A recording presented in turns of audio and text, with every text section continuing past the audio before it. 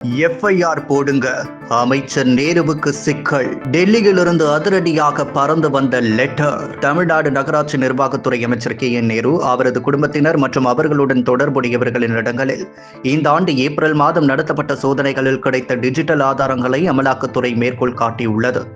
ஊழல் குறித்து காவல்துறை முதல் தகவல் அறிக்கை பதிவு செய்து விசாரிக்க வேண்டும் என்று கோரி அமலாக்கத்துறை மீண்டும் ஒரு கடிதம் எழுதியது பரபரப்பை ஏற்படுத்தியுள்ளது.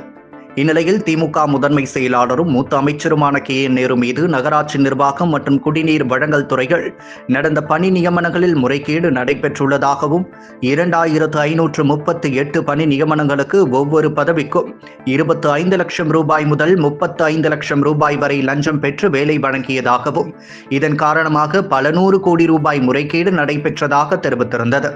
இது தொடர்பாக ஆதாரத்தோடு தமிழக DGPக்கு கடந்த 2 மாதங்களுக்கு முன்பாக அமலாக்கத்துறை கடிதம் எழுதியிருந்தது. இந்த சம்பவம் பெரும் பரபரப்பை ஏற்படுத்தியது. எதிர்க்கட்சிகளும் தமிழக அரசுக்கு எதிராக விமர்சித்து வந்தன. இந்நிலையில் நகராட்சி நிர்வாகம் மற்றும் குடிநீர் வழங்கல் துறையில் நடந்த பணி நியமனங்களில் முறைகேடு என குற்றம் சாட்டிய விவகாரத்தில் தமிழக தலைமை செயலாளர் மற்றும் DGPக்கு அமலாக்கத்துறை மீண்டும் கடிதம் எழுதியுள்ளது. அதில் தனது உறவினர்கள் மூலம் ஒப்பந்ததாரர்களிடமிருந்து ஒப்பந்த மொத்த மதிப்பின் 7.5% முதல் 10% வரை முறையற்ற பணமாக வசூலித்ததாக குற்றம் சாட்டியுள்ளது.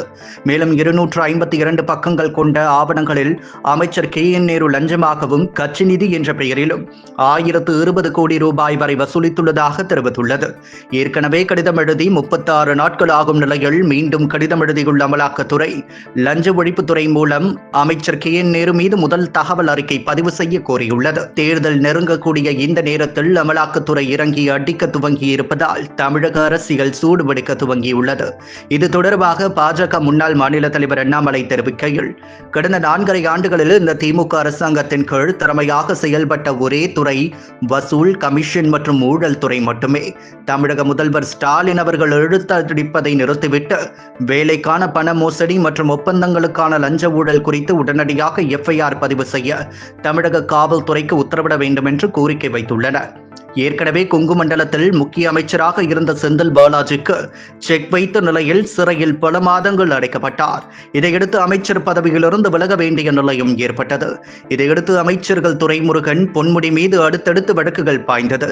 குறிப்பாக டாஸ்மாக், மணல் கொள்ளை மீது அமலாக்கத்துறையின் பார்வை திரும்பியது. இப்போது முக்கிய அமைச்சர் பக்கம் கவனம் திரும்பியுள்ளது.